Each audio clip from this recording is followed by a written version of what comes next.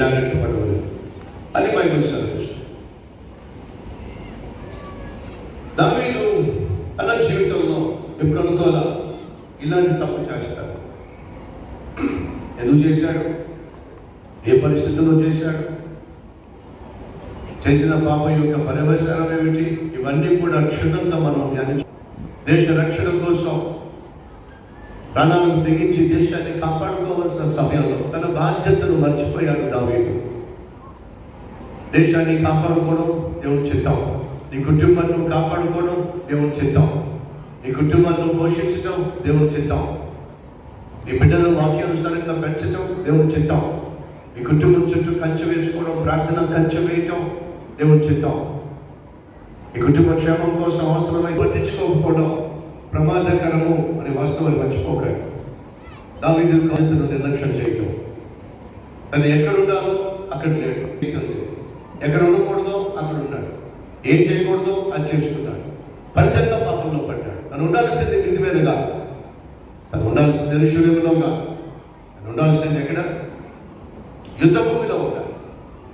దేవుడు తనకు ఒక బాధ్యతనిచ్చాడు, ఆ బాధ్యతను నిర్వర్తించాలి. అలా చేస్తున్నట్లయితే దావీదు ఖచ్చితంగా ఈ భయంకరమైన పాపపు ఊన మన బాధ్యతను మనం నిర్వర్తించటమే జీవించడం, దేవుని చిత్తము చేయటమే పాపానికి దూరంగా జీవించడం.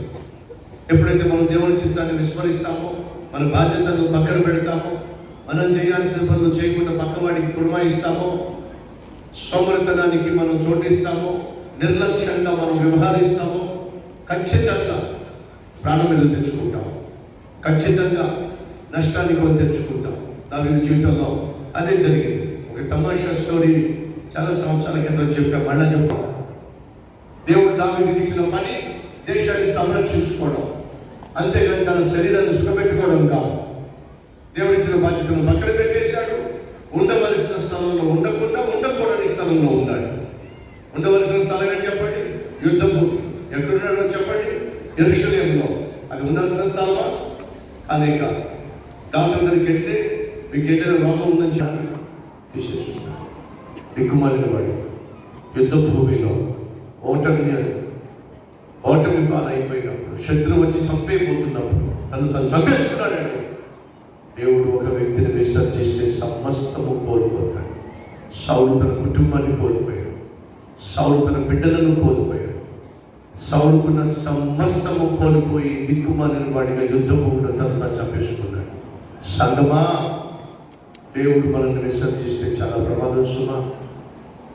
దేవుడు చూస్తున్నాడని తెలిసి కూడా, గమనిస్తున్నాడు, గుర్తిస్తున్నాడు అని తెలిసి కూడా మన జీవితంలో మనం చేస్తున్న తప్పిదాలు, మనం చేస్తున్న పొరపాట్లు, మనం చేస్తున్న పాపిష్టి పనులు కొనసాగించినట్లయితే నీవు చెప్పకుండానే దేవుడిని వదిలిపడేస్తాడు. వినో